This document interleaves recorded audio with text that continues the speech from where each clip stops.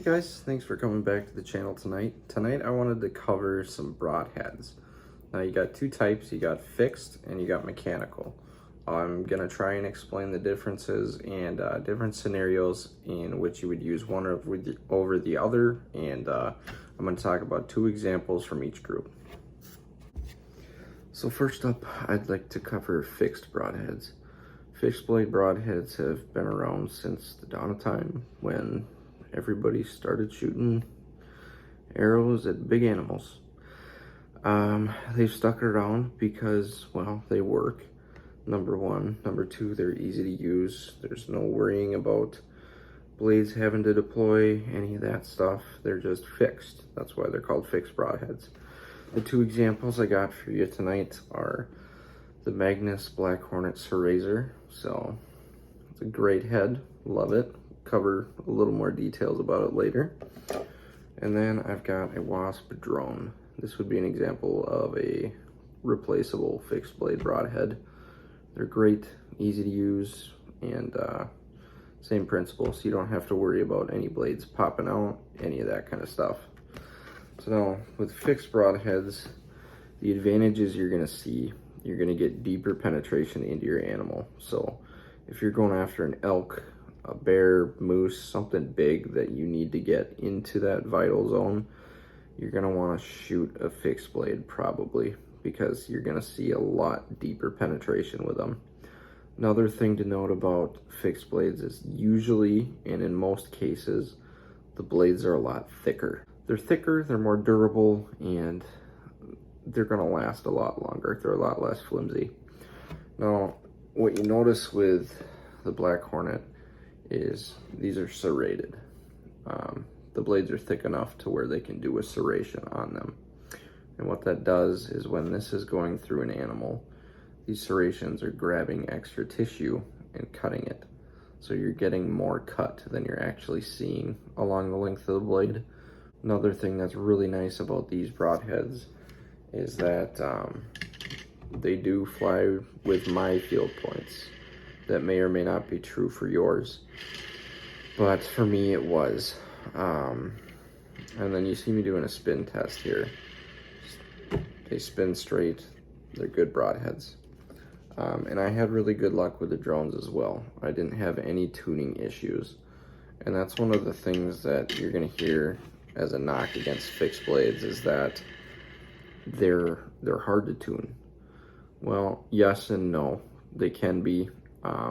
Where you start to see those issues is when you start getting your arrows going above that 280 to 290 feet per second, because your blades are going to act as a vane on the front of your head. Especially my fixed blades are vented here, just means it has a hole in the blade. But when you have solid heads, that's going to catch the wind, and that can steer your broadhead if you're not running a vane that's high enough or long enough to really take over the steering. Now, I think that's all I've got for fixed heads right now. Let me know if I'm missing anything in the comments, but for now I'm going to move on to mechanical. So, mechanicals. I said a lot about why I love fixed blade broadheads. One of the things I did say was you get tuning issues when you're shooting a pretty fast arrow. And I think that's where mechanicals are going to come in. Well, there's two spots. If you're shooting a really fast arrow, or if you're going after more of a medium-sized game, medium to smaller-sized game. And I say that because this is a rage. The nice thing about these mechanicals in particular, and in general, is you're usually going to get a bigger cutting surface. And the thing with these is because they're so aerodynamic when they're closed, you're not getting that steering effect. So these are great for if you're shooting a faster arrow, because you're not going to have those tuning issues. Another kind of mechanical you're going to run into, not as common, but you know, they're out there, is what's called a hybrid. So you've got a fixed head on the front, and then you have those mechanical blades that open up. I've had good luck with these when they work. keywords. When they do work, these things are devastating because you get the fixed portion of the head, and that's going to work no matter what. And then hopefully your mechanical blades open.